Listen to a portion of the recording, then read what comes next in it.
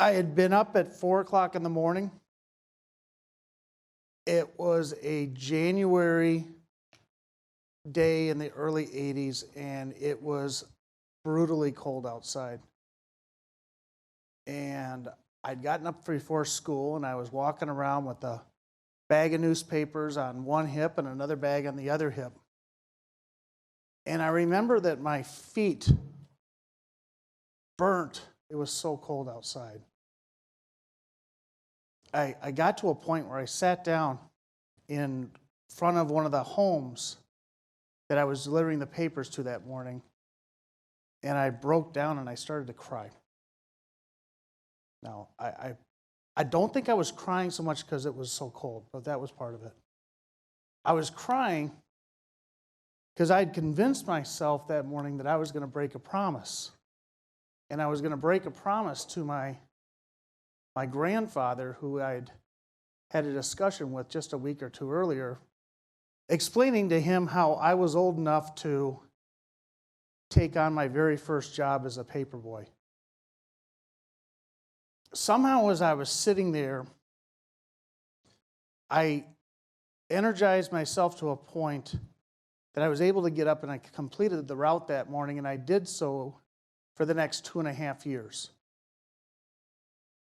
You know, the life lessons that I took from that very first job carry forward today. And, you know, a part of me is feels sorry for my 11-year-old son, because he's never going to be able to get that same life lesson, at least with the same teacher.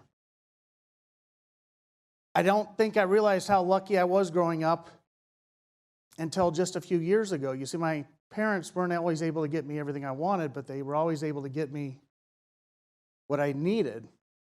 So I took on this job to earn a little extra spending money.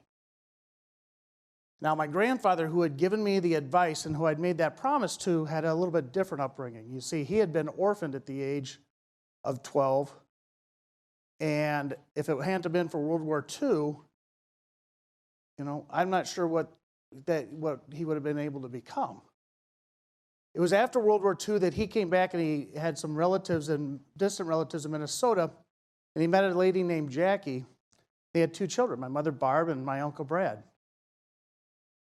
My mom will tell you that they never took a family vacation because my grandfather held 2 and 3 jobs the entire time she was growing up, trying to build a better life than she had had, or than he had had growing up. Now, I remember when I was in high school and my grandparents had the family out to their house. Oops.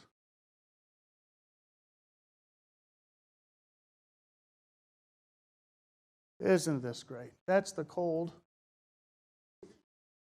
There's my grandfather. I remember I was graduating high school, and we went over to my grandparents' house. They had the entire family, some extended family, over, and they were unveiling a travel trailer because my grandparents had gotten to a point that they were going to start doing some travel. During this party, they reached down and they grabbed their mortgage and they burnt this mortgage. I remember when this is the early 80s, and to retire and retire well, you needed some investments. My grandfather had some savings. He had worked for a company called Ecolab. There was some dividend-paying stock, and they had some savings bonds. And now that they had the home free and clear, they were ready to retire. 2 years later, I'm stationed in Japan. I was in the service in the Marine Corps. And I will never forget the morning that I got the knock on the door informing me that my grandmother had passed away the night before. And I was on a flight back to Minneapolis from Japan that afternoon. And as I'm sitting in my grandmother's funeral, I remember looking at my grandfather and realizing that he had this travel trailer that I don't ever think left the state of Minnesota. He went back to work at a company called Red Owls. Remember Red Owl? And that wasn't because he wanted to. My grandfather went to work at Red Owl because when he retired, While he had investments, he found out he had not made the best income decisions and the income plans.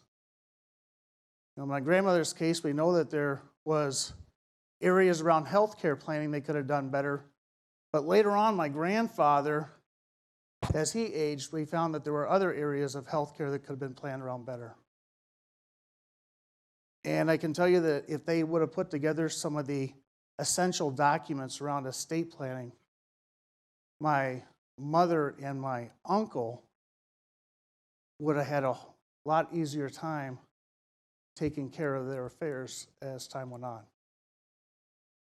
So I tell that story because I realized that there is a difference between an investment strategy and a retirement plan. Asset allocation is different than having an income plan. It's different from having a healthcare plan. While all of these are important in a comprehensive plan, investment advice alone is not a plan. Tonight, I'm bringing up my good friend Marty Ruby. Marty Ruby is an expert in the area of tax planning. And tax planning is an essential component to a comprehensive retirement plan.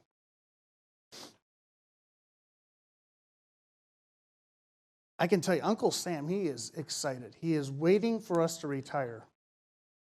Right? He is excited because he's going to be able to tax us on our investments. He's going to be able to tax us on our Social Security income. And if we don't put a plan in place, he's getting excited because he's going to be able to tax us around our deferred retirement accounts, the IRAs, the 401ks, and the 403bs.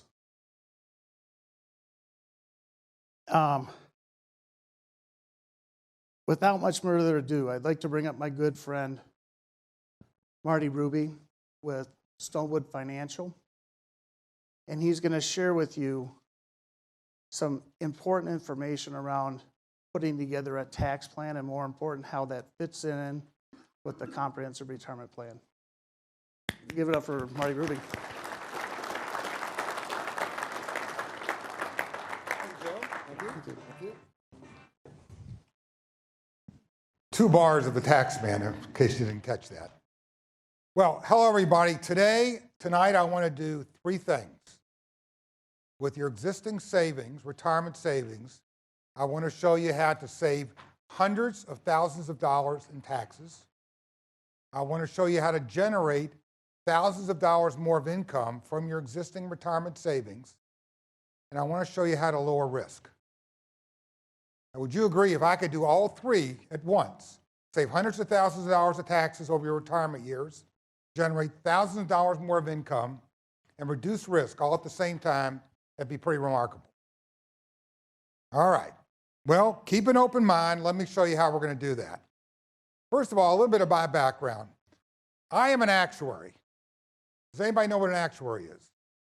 Well, because we're surrounded here by insurance companies in Minneapolis, I know. Well, an actuary is where they bury dead actors. This is actuarial humor, guys. You gotta, this is about as good as it's gonna get. They say an actuary is a CPA without the personality. Have I offended any CPAs in the room? Actually, an actuary is kind of the numbers geek of the insurance industry. We're the ones that develop new products, set premium rates, do statistical studies, and so forth. And for a lot of my career, I spent early part of my career in product development. I developed a number of very unique kind of savings instruments issued by insurance companies. I then became in the 1990s CEO of an insurance company in Louisville, Kentucky. By the way, I'm from Louisville. Joe didn't mention that. I am from Kentucky. We're at springtime. I know you probably don't believe that someplace in this country there's a springtime. But in Kentucky, of course, we're famous for coal. We're famous for tobacco. We're famous for bourbon. Basically, if it kills you, we make it. And that's the claim to fame to Kentucky. But as I've spent time being CEO of an insurance company, this one not working? Okay. as I spent time being CEO of an insurance company, developed a number of products, even there. But more importantly, we sold that company. And for the last 17 years or so, I've had my own firm, Stonewood Financial. And the idea behind Stonewood Financial is to use my, what I call insider expertise. But rather than using it for the financial institution, I use it for the consumer. Now, I've written 2 books, and all of you are going to have a chance to get a copy of those books tonight. They were both kind of the same theme, but from a different perspective. The first book looked at younger people and some of the mistakes they make in how they save for retirement. The second book looked at older people, and looking around, I think we're all in that, most of us are in that group, and what they can do given the tax kind of trap they've gotten in. And I'll explain a lot more about that in a second. So here is the kind of the theme of this second book. I call it the No Compromise Retirement Plan.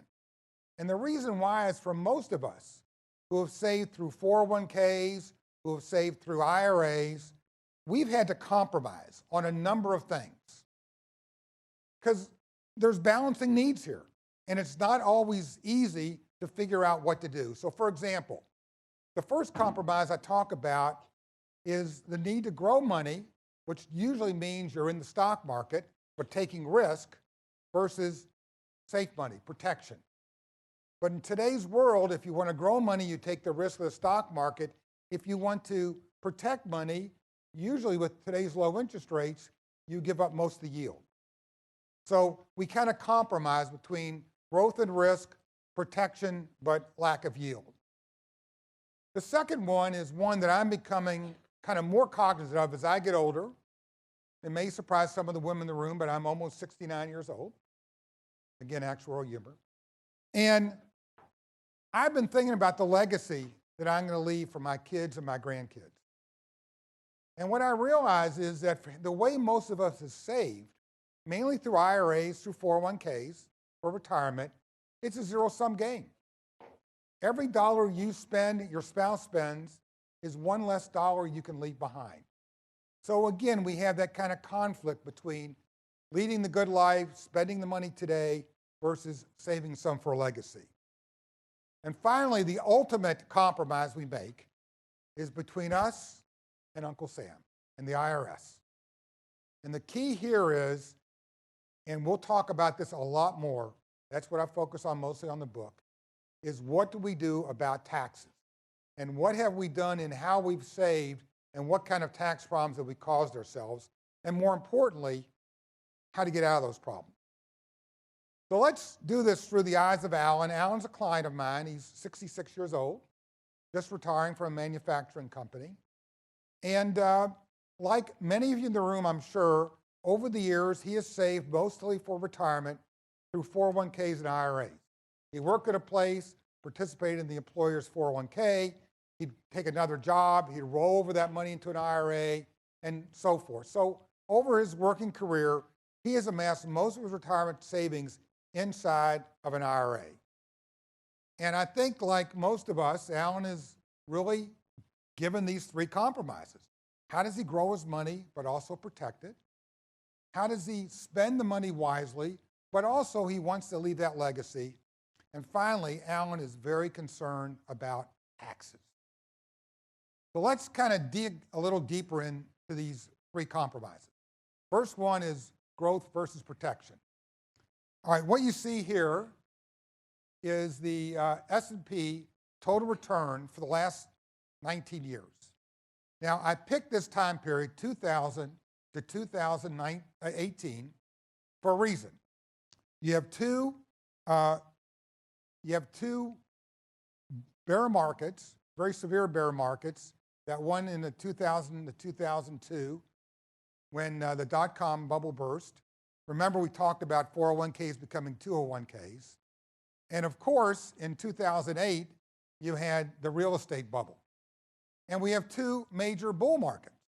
Of course, the one from the so-called recovery, while the real estate bubble was building up in the early 2000s, but more importantly, the one we're in right now.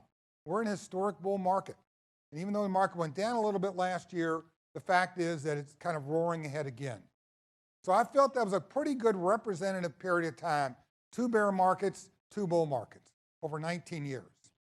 Now, does anybody want to guess what the annual return of the S&P 500 has been? And remember, the S&P 500 is basically the stock market, the 500 largest publicly traded companies in the country. Anybody want to guess what the annual return has been over the last 19 years of the S&P 500? Average. 12%. I saw 5%, 7, 8.5. You guys are all optimists. 4.86%. Now, let me tell you one annoying thing about actuaries. They love numbers, and they don't like to be fooled. They got to look at the cold, hard numbers and then stare those in the face and said, I got to just deal with it. The fact is that the stock market for 19 years, even though we're near historic highs today, has only returned 4.8% a year for 19 years. Now, the picture gets worse than that, because if your money is tied up saving in a tax-deferred account, like a 401k or an IRA, you have to pay tax on that money eventually. That return isn't all yours. As we'll explain later on, a percentage of that is going to go to the IRS. So rather than earning 4.86%, maybe that number is closer to 3.5%. I hear Minnesota has a minor state tax. Is that right? I was appalled when I heard this. All right, so let's say, I'm going to use that as my example throughout tonight, 25% in taxes. Could be high, could be low, but it's basically state and federal taxes. So maybe you've earned 3.5 net after tax if you're saving through an IRA or 401k. But it gets worse than that. What if you're in typical accounts, 401k, IRA, you have fees? 0.5%, 1%, 1.5%, it varies all over the lot. My point is that if you have saved through a tax-deferred account over the last 19 years, if you really want to be honest about it, you probably have not gotten better than about a 3% return after taxes, after expenses. That is taking a lot of risk, but that's what you get. Now, the theory is as you get older, you start to shift money from equity, risk, into safe investments, CDs, bonds, so forth. Remember when people used to live on CD interest? I don't think everybody here remembers that. But if you were back in the 80s, you just had a layer of maturity of CDs, and you got 6, 7% or more, and that provided a very safe and comfortable retirement income. Well, here's the problem. Interest rates are at all-time historic lows. So if you think a strategy of, well, I can't afford the risk because if the market sells off again like it did in 2008, I don't have time to recover. I need to start shifting my assets over to safe investments like CDs, savings accounts, short-term corporate bonds. The fact is interest rates are very low. Now, last year, I thought there was a glimmer of hope that the Fed finally was going to stop punishing savers, because they have been punishing savers since 2008. They've kept rates very, very low. That's helped people who borrow money. That has really punished people who save money. So I thought there's a glimmer of hope. The Fed's starting to raise interest rates. Well, for those of you who follow the Fed, they've stopped doing that. In fact, a lot of people are saying now that we have painted ourselves in such a corner as an economy with trillion-dollar-plus deficits that they don't think these rates will ever go up. Because if they raise rates, what happens to interest on the debt? It's huge. Remember when everybody's complaining during the Obama years about trillion-dollar deficits? Well, now they just happen, right? All the time. So I think we're in an era of low interest rates for the foreseeable future and maybe for the rest of our lifetimes. So we kind of come up to what I call a saver's dilemma. On the one hand, you want growth, but you hate to take the risk, but you feel like you're forced to. On the other hand, as you get older, you know you got to start taking risk off the table, but in today's environment, you give up a huge amount of return. I call it that saver's dilemma. All right, now let's talk about income and legacy.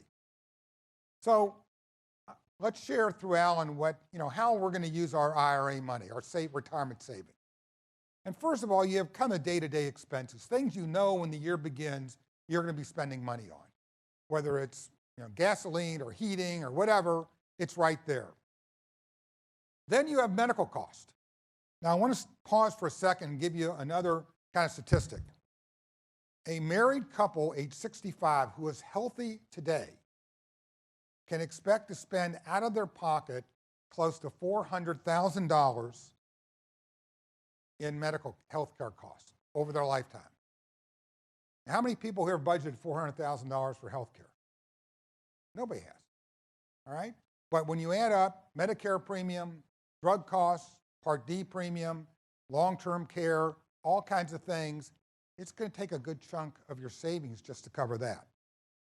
And finally, there's the unplanned expenses, whether you want to take a cruise or the roof needs replacing, whatever it is, it's there. So when Alan looks at his IRA pie, he sees this big chunk of assets. He says, well, so much of it I'm going to use to just daily living expenses. I'm going to have my medical expenses, and I'm going to have my unplanned. What is left is what I'm going to leave behind. That's my legacy. But if over time I spend more than what I'd planned, for example, unplanned expenses are greater, there's an illness I got to cover, or quite frankly, for all the baby boomers in the room, which is most of us, it's the me generation, right? We just want to take an extra cruise. We want to eat out. Where does that come from? There's only one place it can come from. It's a zero-sum game. You have only so much of the pie to spend. So income and legacy is something that I think is in the back of our minds. How do we spend down our assets versus what do we leave behind? But this pie chart is very deceptive. It's not as big as people think. Why is that? Taxes.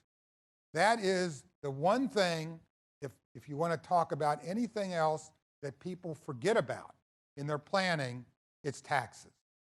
Well, let's talk a little bit about that, because this is kind of the ultimate compromise, if you will. I hope all of you speed readers, because I'm not going to go through all these disclosures.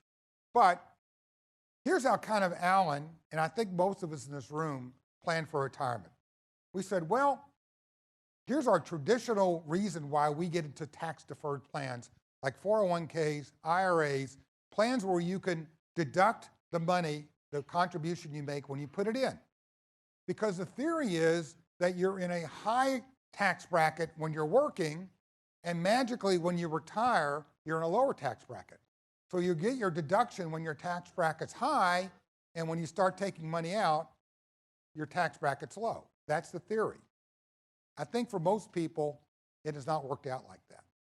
And when you think about it, are you in a higher or lower tax bracket today if you're retired than when you were working? Well, let me tell you why that doesn't work out so well. First of all, who wants to take a pay cut when they retire? Most people want to say, I want to maintain my standard of living. If anything, studies have shown that people spend more money when they're retired than when they're working. Why? They have the time to do it. They have the time to take a cruise or a month-long vacation or go out to eat every night.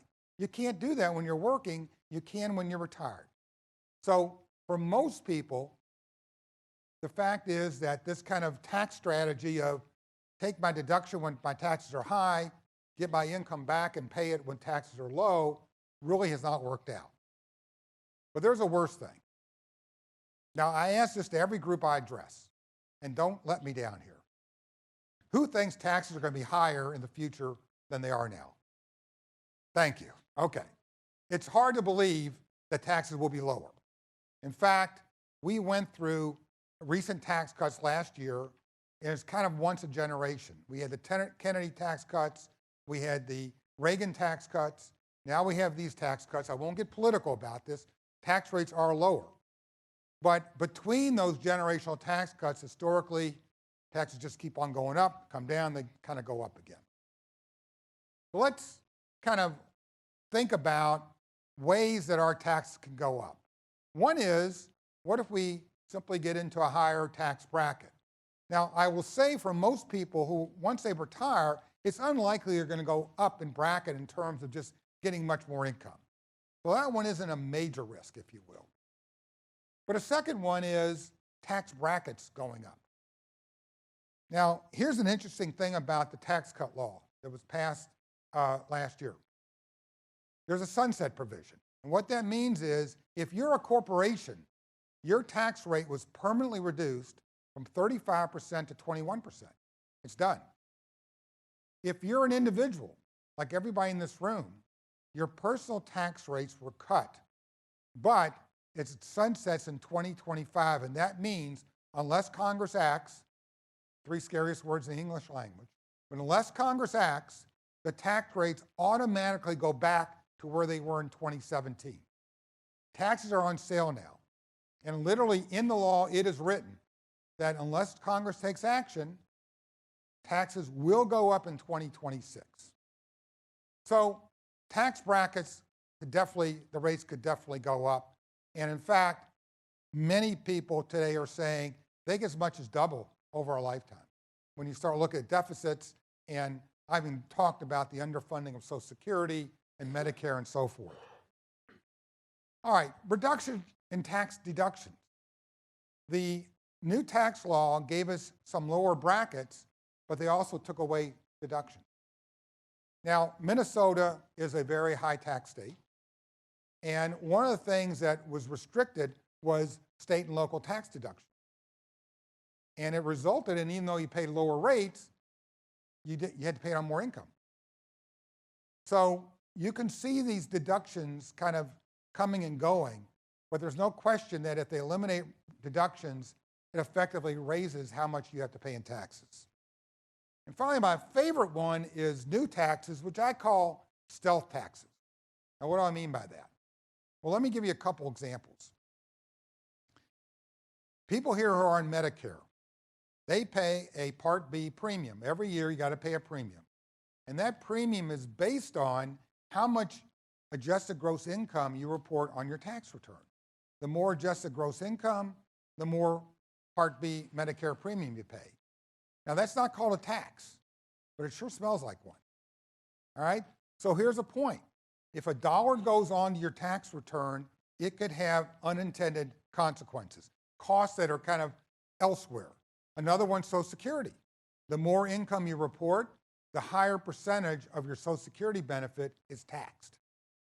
So my point is, politicians being basically cowards, don't want to raise your taxes, but they could put in a lot of these kind of provisions that are triggered by your income, but they won't call it a tax. They'll call it something else because you're paying kind of a disguised tax, if you will.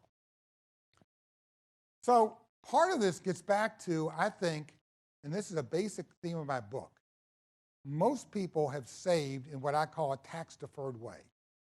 And what that means is 401k plan, IRA, you put money in, you get a deduction that year when you put that money in. You don't save a tax, you really defer a tax. Because as your account grows over your lifetime and you start taking money out, you are not only paying taxes on the money you first put in, you're paying taxes on all the earnings. So basically the IRS is getting not only the money you put in, which they're getting back in terms of taxes, they're also getting a portion of everything you've earned on that money. What I generally recommend is people should think about how to save tax-free. In other words, use after-tax dollars to put into your account, let it grow, but generally when people take money out of a tax-free account, there's no tax on what you've paid in nor any of the growth. A Roth IRA is one example. We're going to talk a little bit a while about what I call a Roth IRA on steroids. Now, part of the problem is what I call statement illusion. And I swear, to me, it's kind of criminal how when you get an IRA statement, how it's reported. But this is the way they do it. In this case, we have a $500,000 IRA account. Now, if you're the holder of that IRA account, can you spend $500,000? No. You're only going to spend, again, I'm assuming 25% tax rate, $375,000.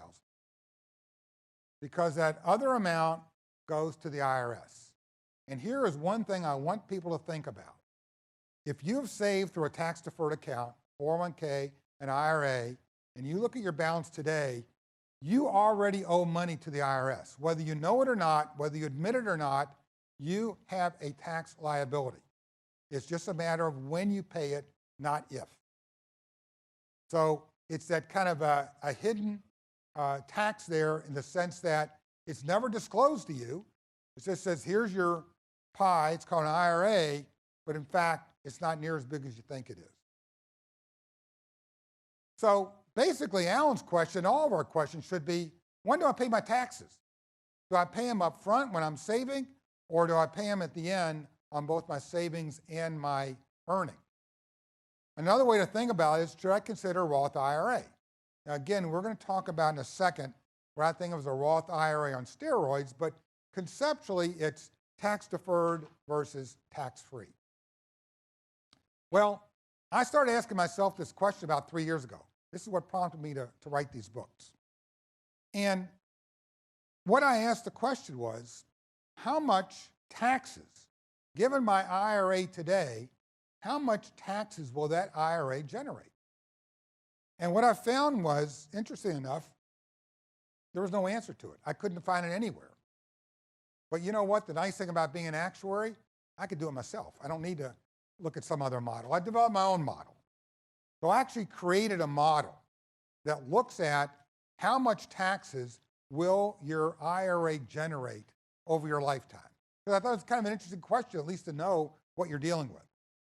So my model looks at your IRA and says, okay, we're going to be very conservative. We're going to consider 3 sources of taxes.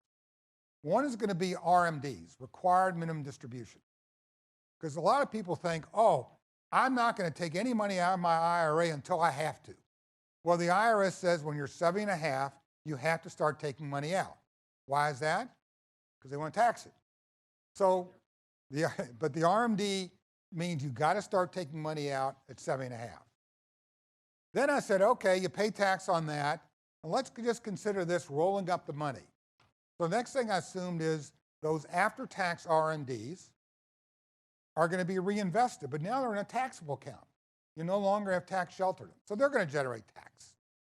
And finally, the one I think is the most misunderstood is when you pass on an IRA after you die to either your spouse or your kids, they have to pay tax. You cannot get out, well, you can get out of tax by dying, but your family can't. Now I want to ask you something. I just want to pause here for a second on these kind of inherited IRAs. Think about what kind of legacy that is. If you intend on leaving your children some money, whatever's left in your IRA, who gives a gift with strings attached? But when you give an IRA as a gift, what's happening? You're giving them a tax bill. And they might be in a higher tax bracket than you. Secondly, it just seems unfair to me that you got the benefit of all the tax deductions when you were building up your IRA, you die, and your kids now have to pay the tax on it. It just doesn't seem right to me. It's, to me, a horrible way to leave money. But anyhow, those are kind of the 3 ways that you're going to pay taxes on an IRA in a very simplistic fashion. So I ran a model. And by the way, all of you are going to be able to get access to this model through Jones' Secure Retirement Team. So let's take Alan. Let's assume he has a $500,000 IRA. And again, I assumed a 25% tax rate, which probably for Minnesota is fairly modest given your high state income tax. So I assume he's going to stay at a 25% rate. I'm being generous. I'm not assuming tax rates go up, even though we know they will. Secondly, I assume that he's going to let his IRA grow at 5% a year, which is not a bad rate given history. Third, we're going to assume that when he reaches 70 and a half, of course, he has to start taking his required minimum distributions. And so he's going to reinvest those after-tax distributions. And finally, we're going to let Alan live to age 90. So I said, okay, let's look at, just run the model from here on, it's all IRS math. 25% tax rate and 5% growth rate. What kind of taxes will this IRA, $500,000 IRA generate over Alan's lifetime, next 24 years? Well, for RMDs alone, he's going to pay $164,000 in taxes. And then on these reinvested RMDs that he nets out of his plan, he pays another $67,000. And finally, since the IRA is growing, he's going to leave his heirs with a tax bill of $106,000. So over 24 years, Alan's $500,000 IRA is generating over $338,000 of taxes. Does this number surprise anybody? Does it disgust anybody? When I first saw this number, I said, how can this be right? Even though actuaries don't make errors, I mean, how can this number be right? So I actually went to some CPAs that are clients of mine, and I said, let's kind of check my math, check my model to make sure I'm not missing something. And they all came back and said, no, this is right. I've never seen this calculation before, but the fact is, for Alan, his $500,000 IRA, he's the one that sacrificed to save that way. He took all the risk and time to manage that money. And at the end of the day, where he is today at 66 years old, 2/3 of that effort up until now have been to pay taxes.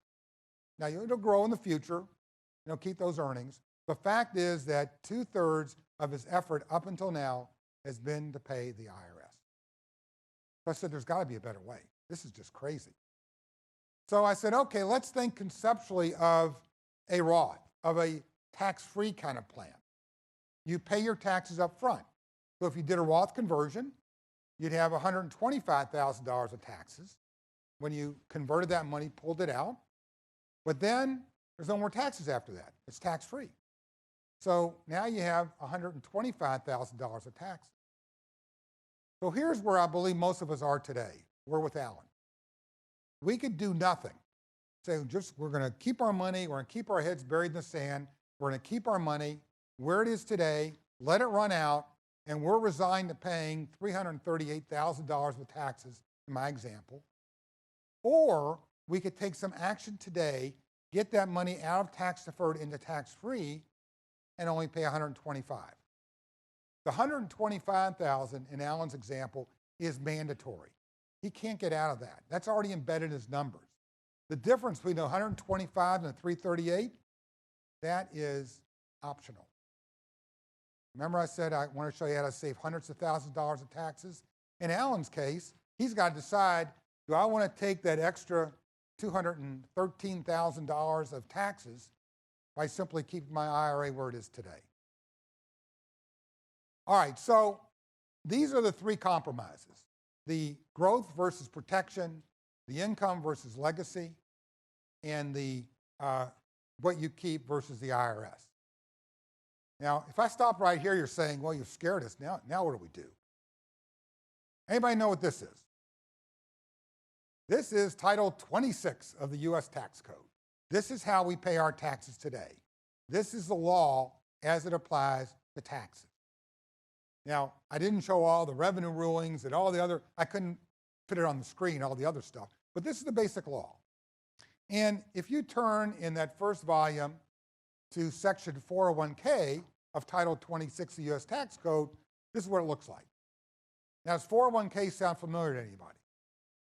Well, the 401k plans simply got their name from Section 401k of the U.S. Tax Code. That's all that is. And by the way, IRAs are Section 408. So this 400 section is one way to save money. And what it says is if you save through an IRA or you save through a 401k, whether you knew it or not, you were saving under this part of the tax code. And you have to accept the restrictions, the requirements, the taxes, everything as laid out in that part of the tax code. However, as I point out in my book, that's not the only section of the code you can save under. It's simply one of them. Now, so there are alternatives. They might know what Section 7702 is. If you know this, is going to amaze me. Section 7702 of the code covers life insurance. Now, pause here for a second, because people are thinking life insurance is too expensive. just a death benefit goes to my kids. My brother-in-law sold me a policy. I'll never forgive him for it, whatever. All right? I want you to keep that out of your mind. I want you to keep an open mind because what I'm referring to is a special kind of life insurance called Index Universal Life. It is a product that is designed to generate tax-free income during your retirement years. It makes use of a very unique part of the code, 7702, which has been around for over 30 years, but it allows you to generate income with no tax. So let me go through only 3 features of it because I want to show you how you can use this as part of an overall retirement strategy to overcome these 3 compromises. Index Universal has something called the power of indexing, and I'll explain in a second how that works. Because it is life insurance, it's tax-free because we're making use of a different part of the code. We're in 7702, we're not in 400. And finally, because it's life insurance, it does have a death benefit over and above the account value. In fact, life insurance is the only asset I'm aware of that's worth more the day you die than the day before. So let's kind of dig into each one of these very quickly. Indexing is how interest is credited to your policy. And the way these products work is that generally these products tend to be linked to an outside index, typically the S&P 500. And the way it works is if the market goes up as measured by the S&P 500, you go up subject to a cap. Generally, it's 10 to 12% in today's market. If the market drops, you are guaranteed to do no worse than 0. You cannot go down. You can only go up or stay level. It's what I call a ratchet return. Well, over time, by having no negative years, it's amazing what a difference can make. Remember this chart from earlier, the S&P 500, 4.86%? Well, that's the red line. The green line is how indexing works. When the market is dropping like it did in the early 2000s, you're getting 0 in those years, and those are probably your happiest years. When everybody else is jumping out of windows, you're getting 0. As the market turns around in 2003, you start going up right away. When the market crashed in 2008, you got 0, but more importantly, you kept everything you had been credited with. And finally, as the market kind of marched along to a record high, with, by example, you got 6.02% credit to your policy versus what the S&P did, 4.86% over the same period of time. Now, I want to tell a story that kind of highlights this. And I got to warn you, actuaries are not known for storytelling, so bear with me here. But there's a married couple, retired, and they're out west, they're in Arizona, and they're driving along, and they see a big sign that says, National Park 100 miles. So the wife turns to the husband and says, honey, we got time, let's go see that, let's see what it's like. He said, okay. So right away they pass another sign, and it says, last gas station for 100 miles. So the wife says to the husband, looks at the gas gauge and says, you know, honey, maybe we should stop and, get a fill up before we go this 100 miles. And the husband, being a man, says, no, we're going to make it. No problem. I don't want to stop now. I'm kind of on a roll. Let's just go. I can see we got plenty of gas. We're going to make it. So they start driving. And as they're driving along, they're looking at the gas gauge. They're looking at the mileage. They're looking at the gas gauge. They're looking at the mileage. And that gas gauge, of course, is going towards empty. So they're getting real nervous. I mean, they're just focused on that. Well, finally, out of the blue, there's the national park. And right next to it, indeed, is a gas station. So they pull in the gas station, go in to get a couple of drinks. And the attendant says, hey, folks, where'd you come from? He said, well, about 100 miles back. And he said, you drove through some of the most gorgeous scenery in the entire country. And the husband and wife look at each other. And they said, we didn't see scenery. We were focused on the gas gauge and the mileage. That's all we looked at. That's all we worried about for the last 100 miles. Well, ladies and gentlemen, I contend the red line is the gas gauge. The green line is the scenery. You got to think about, do you want to be worried about, will you have enough gas in your tank to get you through retirement? And you don't want to do it in such a way that you're always worrying about that and not enjoying the scenery, which is your retirement. So anyhow, this is indexing. I call it the power of indexing, and it's something that, again, I think you could consider for at least a portion of your retirement asset. All right, now, income and legacy. Like an IRA, you use these products, Index Universal Life, to generate retirement income from the account value. You're going to take money out of that account value, except it's going to be tax-free, and use it to generate income, just like you would from an IRA. However, there's two differences. One is most products provide additional benefits if you need it for long-term care. Now, how many people in this room have long-term care insurance?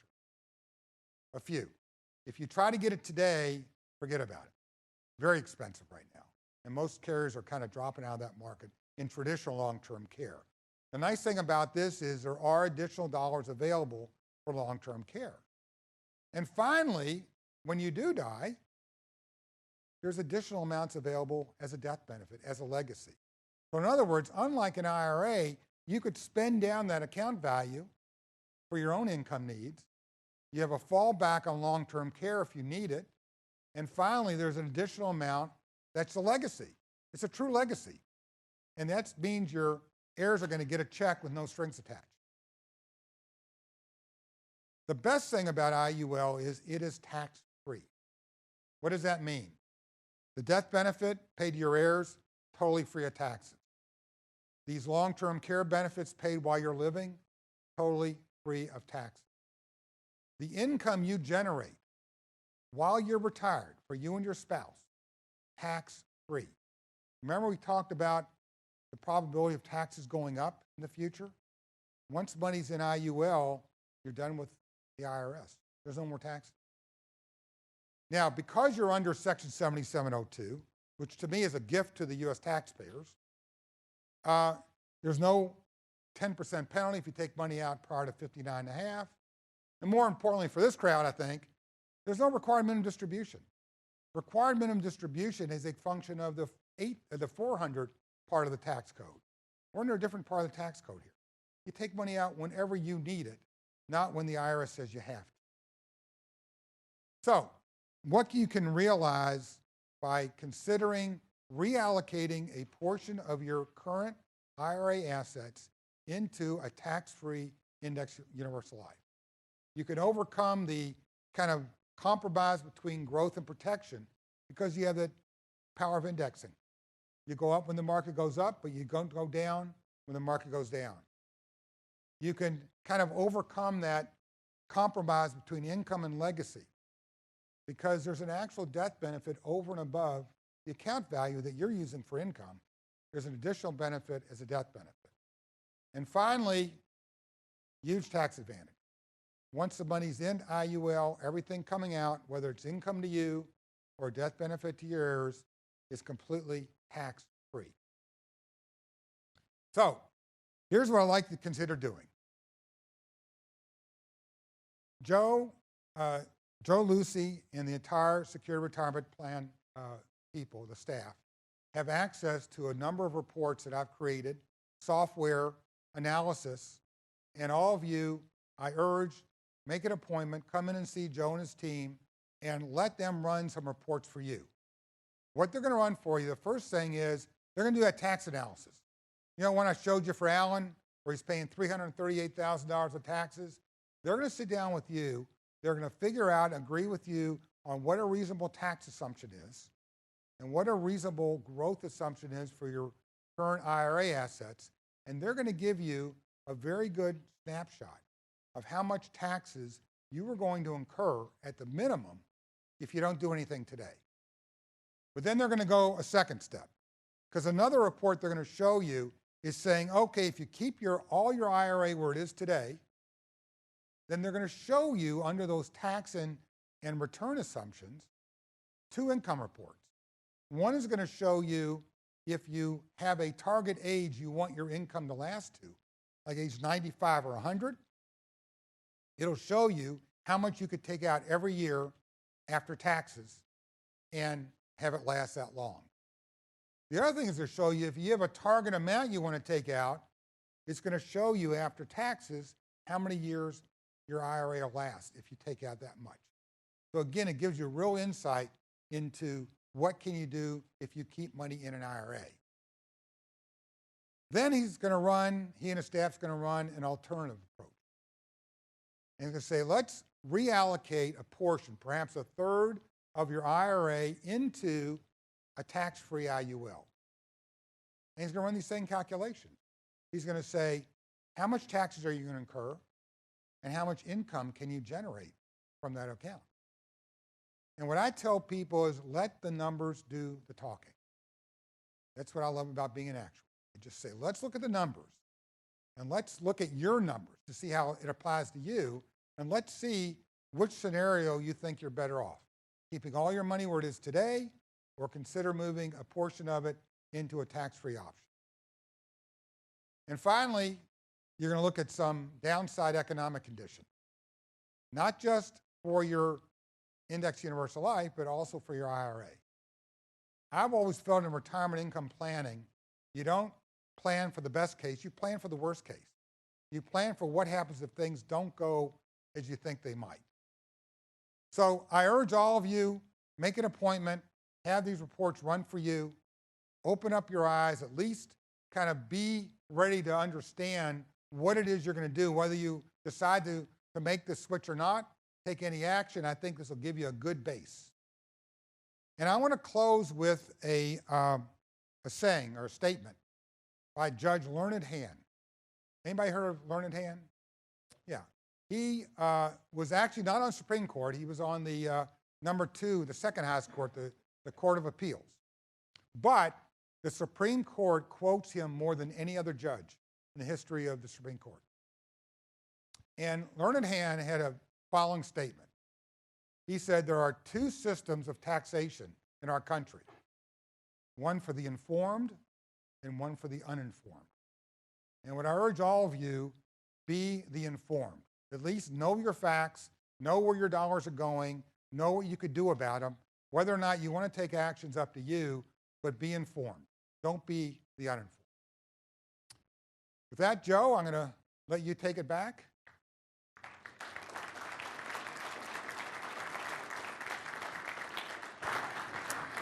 Thank you, Marty. I really appreciate it. Give this back to you.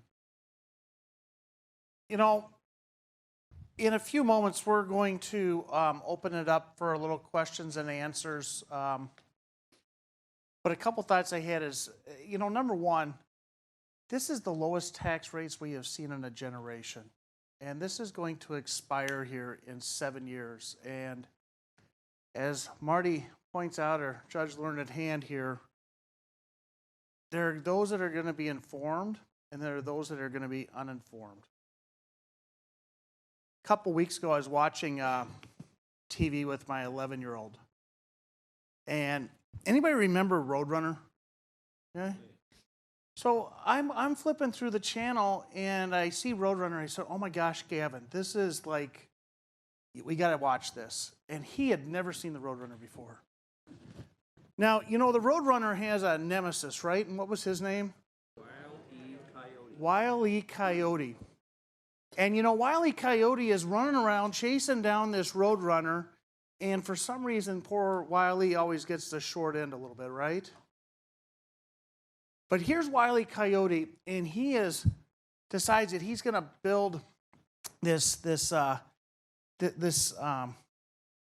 little cottage, I guess, this little stand that he was going to put in, and he was going to pack this thing with dynamite, right? And you remember the company that would sell him the dynamite and these? Acme, right? And he builds this structure, and it happens to be on a train track, but it's packing this thing up with dynamite, and all of a sudden, he sees a light coming at his structure, right? Now, Wile E. Coyote, in his infinite wisdom, is at a decision point, right? He can either take action and become, you know, and put himself in a better position. But that's not what he does. What does he do? He grabs a blind and he shuts the blind, ignoring that the train is coming upon him, right? we're going to open this up for questions and answers, but what my team and I want to make sure we do is we want to make sure that everybody has joined us here today has an opportunity to get informed about their own personal situation using Marty Ruby's software. We're committed to make sure that anybody that's here this evening has an opportunity to become informed around their tax situation, and we're going to make sure that we can spend an hour with each and every one of you on your own specific situation. One thing I've learned in over 25 years of doing this is the plan that Bob puts together has to be different than a plan that Carrie puts together. We all have different nuances in our planning that we have to be able to put together. And that's why sitting down with one of us so that we can take action and become informed around this is the next best step. So if you want, because we are only going to be able to offer, we're trying to open it up for the next 3 weeks. The appointments that we have are going to be somewhat limited. It's going to be first come, first serve. You're welcome at any time to walk in the back and schedule your appointment, or you can wait until we're done here with the Q&A, whatever works best for you. If you do schedule that appointment this evening, Marty talked about his book, the No Compromise Retirement Plan. We're going to make sure that as a gift to you for scheduling your visit here this evening, that you walk out of here with a signed copy of Marty's book. So how do we do this? Everybody should have a survey form on your desk there. You know, I found that simplicity is the easiest way here. We just need your name, and there's a box there that says questions, comments, or suggestions. Feel free to use that box in any way that you think will make our meeting, our visit together most beneficial for us, right?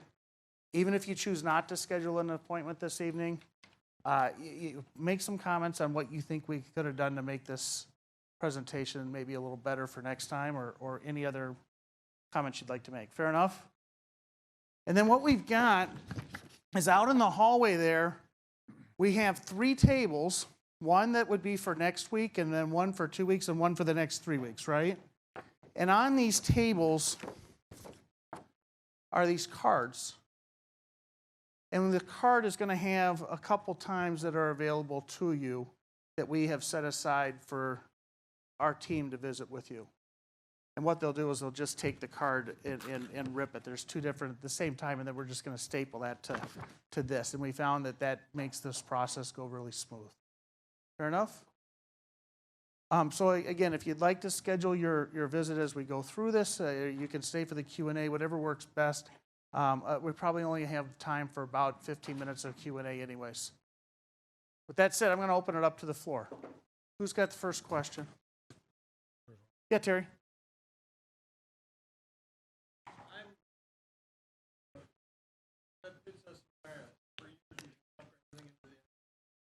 I'm still working, so everything I pull out now,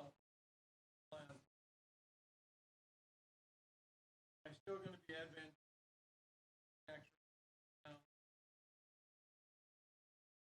You want to start? It depends. You really have to look at the numbers and how far are you in your tax bracket. So for example, I think the 24% tax bracket goes up to $315,000 of income. So you can, it kind of depends on where you are and where you are in those tax brackets. The other thing is that one thing you can think about is if you have some after-tax dollars to use that initially and then kind of pay yourself back later on out of your IRA when you do retire. So again, I can't give you a broad answer without knowing the specifics of your situation, but you got to look at it. But you have to recognize you're going to owe tax on that money, whether you pay now or later. It's a matter of just what rate. To add to that, Terry, I'm scared to death of where taxes are going to go on January 1st of 2026. I don't know about some of you in the room here, but the tax code, as they passed it, is going to go back to where we were last year, best case scenario. What I know is that the 22% bracket was 25 in 2017, right? And today's 24% bracket was 28. That means the 24% bracket is actually lower than where we would have been at a bracket lower at 25. Okay? So I think that if you're in this 22 to 24% bracket, it's a no-brainer to try to get ourselves untaxed as fast as we can during this 7-year window we have. But on top of that, there's a lot of discussion going on in Washington right now, and they aren't talking about going back to where we were tax-wise last year. They're talking about a lot of entitlements and such that have to be, and there's discussions out there again and hearing about a 70% tax bracket, which we haven't seen since the 70s. And so therefore, Terry, when we sit down with you, we can start to put those trade-offs together so that you can make the best informed decision for you and Lorraine. Okay. Hi, I got a couple of questions. First of all, you were talking about converting IRAs and 401ks. Is that still applicable to like profit sharing plans versus a 401k? And then the other question I have is you're saying taking some of your assets and put them into that indexed universal life. So if you had money like in a profit sharing plan or whatever, and you stuck it into the universal life, is the income generated tax-free at that point? Or do you have to pay taxes on it before you stick it into the universal life? Well, first of all, what I talked about applies to any tax-deferred plan. So if you're in a profit-sharing plan that is tax-deferred, in other words, you don't take the money every year, but you're investing it and you're not paying tax on it, same math applies. Second of all, once you're in the index universal life, and that's the magic of 7702, no more tax. Everything that builds up in that policy after it's in there is tax-free.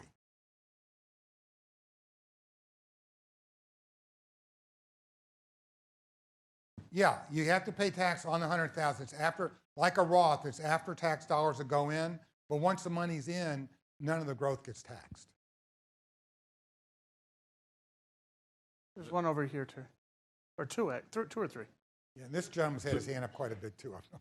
When your cash value goes up in your policy, can you take money out of there? Tax-free? Yes, yes.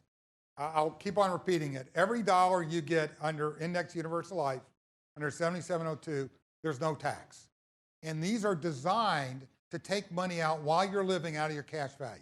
That's what it's designed to do. So all that income that you're spending is tax-free. All right. Okay. In the examples you had about your friend taking the money from the IRA and putting it into a Roth and paying the $125,000, and likewise, whether he took the money from the IRA and put it directly into IUL. Well, a Roth, isn't there a limit like $5,000 or $6,000 or $7,000 a year? And so how can he take $500,000 to do that? And likewise with the IUL, if he takes the IRA money, does he have to pay a lump of tax on that either? Well, there are no limits on Roth conversion. You're thinking about new money going to Roth. I'm talking about existing money. The IRS is happy for you to convert and pay tax. All right, so that's not a limit. The way these IULs generally are set up, going from an IRA into IUL, and there's a technical tax reason for this, you generally do it 20% a year for 5 years. So you would take whatever amount you're going to reallocate, you take 20% of that, pay your tax, and that prevents you from kind of going up in a lot higher tax bracket. Take 20%, pay the tax, redeposit that in IUL. The next year, take another 20% and do that for 5 years. That's generally how it would work.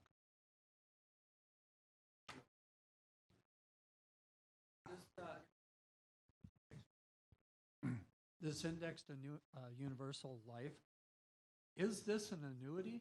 And if it is, does it have the restrictions like some annuities do where you got to leave it in there for 10 years and stuff? It's actually almost the opposite of an annuity. I'm going to let you add to this, where an annuity protects you if your income lives, if you need the income the longer life. Life insurance has always been there to replace income when you pass. So it's the same actuarial math to calculate how long the money is going to be there that the insurance company uses. But there are some major benefits to the access of the money that you have with life insurance that are going to be somewhat different than the annuities, where the annuities are limiting you to a certain percentage per year for period of, 10 years or something. Life insurance is going to allow you to access that money more generously early on, but there's still some math that should be run to make sure that you're doing it in a healthy way. Yeah, first of all, I think the biggest difference between annuities and life insurance is life insurance tax-free. Annuities are still tax deferred. But having said that, what I at least advise my clients in Louisville is you do both.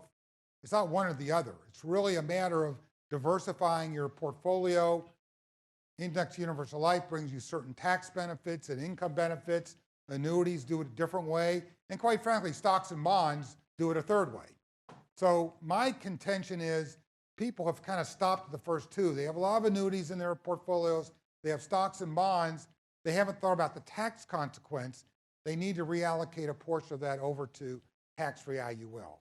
But that's the biggest difference, is that tax difference is huge. So Martin, you, in your model, you concentrated on the tax portion of it. I'm interested in whether your model also generated the net income from both approaches. Yeah, it does. In fact, the second and third report I put up there, that's exactly what that does. It does an income analysis saying here's the amount of income you can, and everything adjusted for taxes, here's the amount of income you generate from Index Universal Life between now and, let's say, age 100 or some assumed age. And then it looks at, given your IRA, its tax situation and its return, what could it generate? So it'll give you a direct income comparison. I think that's in a way more valuable than the tax comparison, because at the end of the day, it's so much, you really care about how much stays in your pocket. How much income can you generate from this given asset? And that is definitely part of the analysis. Over here, guys. All right, like two more questions, I guess. Go ahead. Do you have to qualify medically for universal? You do. Universal life? That's actually one of the biggest trade-offs with the life insurance, and is that you do have to qualify medically. One of the biggest advantages, however, compared to Roth IRAs that doesn't require the underwriting, is that when I turn 70 and a half, and I bet you there's somebody in the room here that's going to know what I'm talking about here, and we're forced to start taking out a required distribution, which is higher than what we're able to spend, I have to take that required distribution and put it into a savings or a brokerage account first. I cannot take that money generally, unless I'm still working, and put it into a Roth IRA. The only way I'd be able to do it is if I still had wages, but most people at 70 and a half are, okay? So therefore, the life insurance is really it's the only tax-free bucket that's really there in this kind of environment that makes sense to transition required distribution money into that's unneeded. Absolutely, it is a trade-off that you have to, and that's why it's not always the only solution, and my grandfather, I remember growing up, my grandfather was the kind of guy that he was a child of the Depression. Anybody ever met somebody in the Depression? They don't give away anything, do they? And my grandfather, he had the original man cave in Southwest Minneapolis. He had a garage that was full of tools. And I remember as I was probably about 8 years old, and I'm sitting there on this bench in my grandfather's garage, and I started playing with his tools, and there was this wrench that had like an Allen wrench that had a little right degree angle, an offset screwdriver wrench. You know what I'm saying? I'm asking my grandfather, why do you have this funny looking tool? And he said, well, if you ever need to get into a tight spot, that's exactly what you need. And at that point, I said, well, why don't you get rid of all these other tools? And he said, well, you need different tools for different jobs, right? Whether the IUL is the perfect solution for you, or the Roth IRA is a better solution, or maybe it's municipal bonds that can be somewhat tax-free, that's what part of the reason for the visit is that we're offering here this evening, is so that we can help you identify which are the right tools for you and your own personal retirement plan. Two more. Yeah. You talked about the IUL insurance. I don't know if I missed it, but okay, let's say you have got a traditional IRA and you're going to move the money from that to the insurance. Are you paying the same tax rate when you convert that into the insurance? Because you say the insurance is tax-free once it's in there. Well, the money going out of the IRA is taxable as income that year. Okay. So if you're taking out 20% a year, whatever you take out that year, It's just like $1 of income on your tax return. So you're going to pay whatever taxes it generates. Once you have that net number, you then can put that without any more taxes into the IUL. So if you're paying taxes on that, whether you're converting it to an IRA or whether you're putting it in the insurance, are the tax rates different? Are you paying more? No. Or the same when you're converting it? No, there's nothing special about taking money out of an IRA. It doesn't matter where it's going to go. If it goes out of the IRA, it's going to be taxed as ordinary income. It's so special break because it's coming out of an IRA. It's going to be ordinary income. You pay tax on it, and then whatever you want to do with it. If it's a Roth conversion, it would stay in a Roth. If it goes to IUL, it would go to IUL. But once it's taxed, that money is kind of free to go wherever it wants. That's the rate you pay. Yeah. You know, one of the things that's different about our approach at Secure Retirement Financial that might be different than many of the investment managers is that we have tax expertise on staff that can show you what those tax brackets are going to look like for you. Or we work with other professionals that you might already currently be working with to make sure we dial it in correct. And that really is something that's a little bit different. Part of our process is to do a look-forward tax analysis so that so you know how that all looks like for you, that we don't always see when somebody's working with somebody that isn't looking at the whole picture like we do. Yeah, one more. IRA and tax-free funds. What about if you're a limited partner in an apartment building that the generals have for sale? Can those proceeds be used to get into an IUL? As long as it's after-tax income, it's been taxed, any money can go in. The insurance company really doesn't care. It's just dollars at that point. Okay, I think that we'll wrap it up here. I want to thank everybody for coming. I hope everybody got some value out of this evening. Yes? No? All right. And then our team is out there to help find some time that we can get a one-on-one with you here with no obligation.